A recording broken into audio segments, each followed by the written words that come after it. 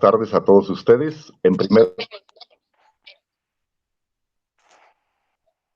Buenas tardes a todos ustedes. En primer lugar, es pertinente agradecer a las personas que han ayudado a recabar los datos consignados aquí.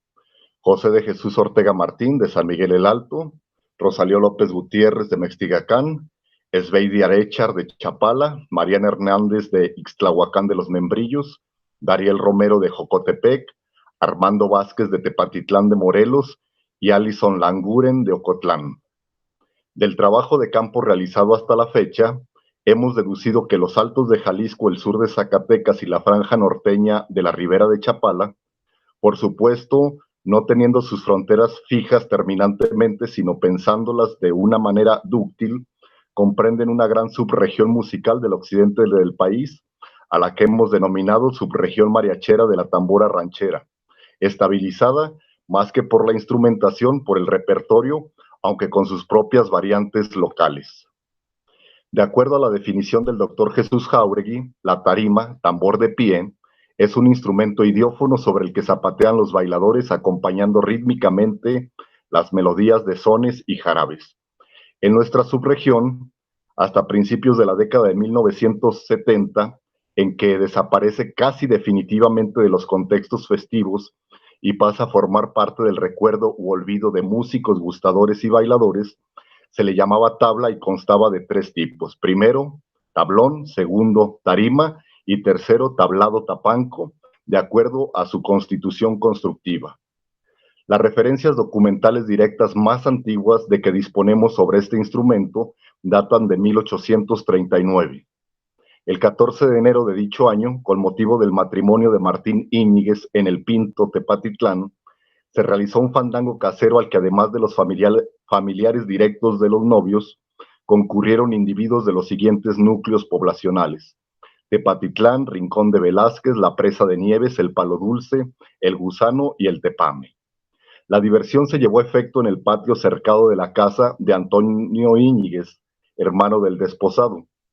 En el espacio familiar del patio, vuelto festivo para la conmemorativa ocasión, se encontraban varias bancas de rancho, es decir, tablones apoyados sobre piedras o cantos de cantera, en que estaban sentados algunos de los concurrentes. No sabemos exactamente cómo se desarrollaron las primeras horas de la reunión. Sin embargo, a eso de la medianoche el fandango ya se encontraba en su punto álgido. En consecuencia, Nepomuceno Íñiguez, comisario del rancho, hermano y padrino de Esponsales de Martín, exhortó a algunos individuos que estaban sentados en una de esas bancas a fin de que su esposa bailara en ella, pero lo hizo con palabras sumamente injuriosas: borracho. La declaración rendida el 11 de marzo de 1840 por José María de Íñiguez ante el juez de primera instancia de Tepatitlán revela los pormenores.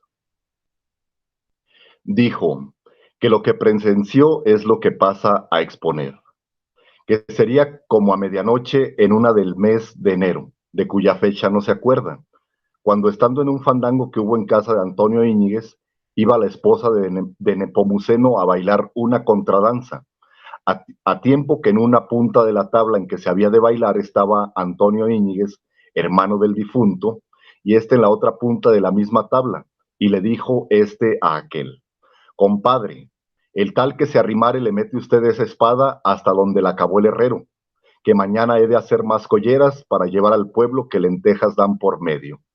Que entonces se levantaron Pedro Medina y Florentino, hermanos, y el primero le entró por un lado al difunto con un garrote, y estando parado con unas mangas terciadas al hombro, le dio el primer golpe Pedro con un garrote y le tumbó el sombrero, y al mismo tiempo Florentino Medina, que le había entrado por el otro lado, le dio con un machete terciado un golpe en la cabeza que ya tenía descubierta. Por otra parte, en el Cabrito, Arandas, habiéndose desbaratado por orden del comisario de policía un fandango de boda, la noche del 24 de abril de 1839, el joven Antonio Solís condujo una tabla a la orilla del rancho para continuar gustando en compañía de otros tantos individuos. Alrededor de la medianoche, su padre le dijo que se quitara de una tabla en que estaba bailando porque se estaban riendo de él, razón por la que el hombre, es decir, el padre, recibió un machetazo en la cabeza. De estos primordiales documentos podemos deducir varios esenciales puntos. Primero, por la familiaridad con que es tratado el instrumento en ambos expedientes judiciales, se infiere que ya era utilizado ordinariamente en las diversiones de la subregión. Dos, no solamente eran zapateados sobre la tabla jarabes y sones, como asegura Jáuregui, sino otros géneros seculares como la contradanza, que se bailaba de manera saltada, o combinando saltos y zapateo. Tres, el baile de tabla no era estrictamente exclusivo para parejas de bailadores. La esposa del finado Nepomuceno Íñiguez se disponía a bailar una contradanza individualmente. En el caso del cabrito, Antonio Solís estaba a sí mismo zapateando solo cuando se acercó su padre a querer bajarlo de la tabla. 4. Para bailar en la tabla no se ocupaba necesariamente un acompañamiento biinstrumental o multiinstrumental. En el caso del Pinto no sabemos el número de músicos que estaban tocando, pero en el cabrito, al realizarse el segundo fandango a orillas del rancho, tocaba solo un músico. 5. El baile, saber saltar o zapatear a tono con la música, estaba integrado al código local de sociabilidad y representatividad social, supuesto que algunos de los concurrentes se reían de Antonio Solís por no saber hacerlo. Ahora vayamos a las formas constructivas. Primero, tabla, tablón. Las tablas de que tratan los expedientes judiciales de 1839 definitivamente no eran artesas ni cajones. De hecho, no poseemos ningún dato documental o testimonial que nos haga presuponer que hubieran existido tablas de una sola pieza en nuestra subregión, esto es, de un tronco labrado y ahuecado. La situación ecológica local restringe notablemente esta posibilidad.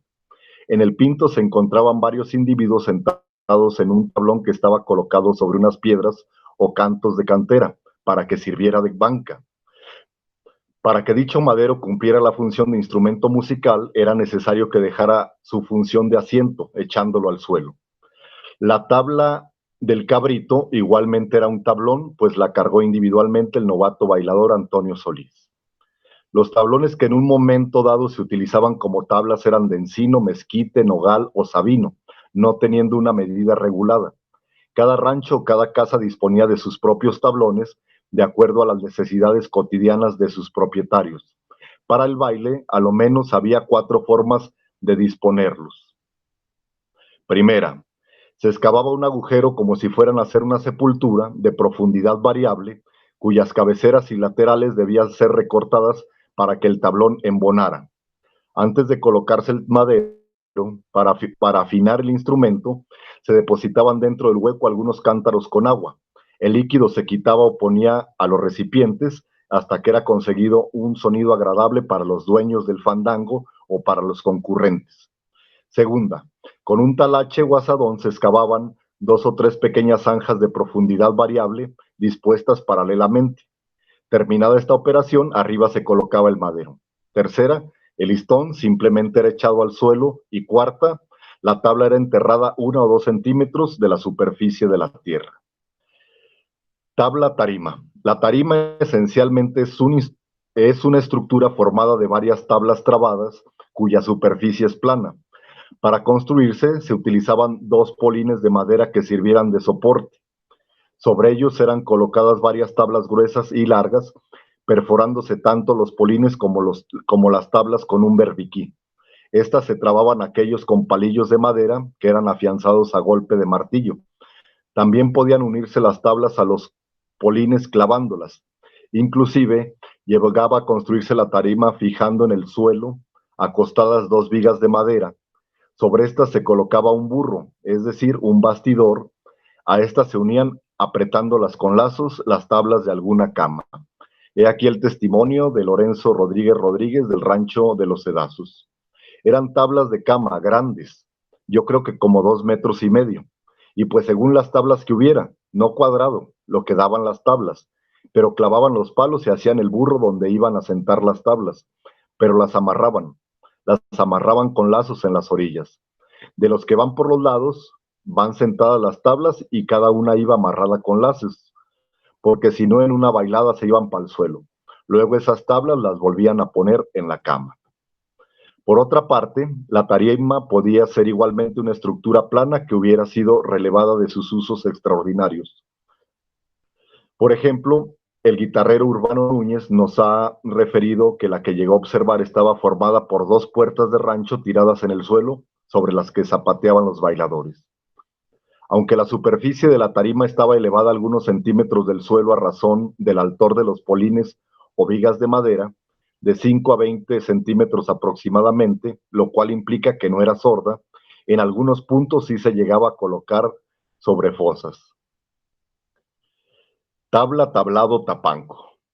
En el medio rural se le llama tapanco a cualquier estructura de piso de madera elevada, siendo sinónimo de estrado. En los corrales de las casas o en las trojes sirve para guardar los trebejos o colocar la hoja que se da como alimento a los animales de tiro y monta. Al parecer no era frecuente que se instalaran tablados tapancos en el desenfreno de los esparcimientos familiares. Fijamente se encontraban en algunas cantinas y pulquerías, con ocasión de diversiones públicas como corridas de toros, tapadas de gallos y coleaderos, eran dispuestas para que toda la concurrencia pudiera observar cómo zapateaban los bailadores. Señala don José Pérez Esquivias, vecino de Aposol de los Gutiérrez en Yahualica.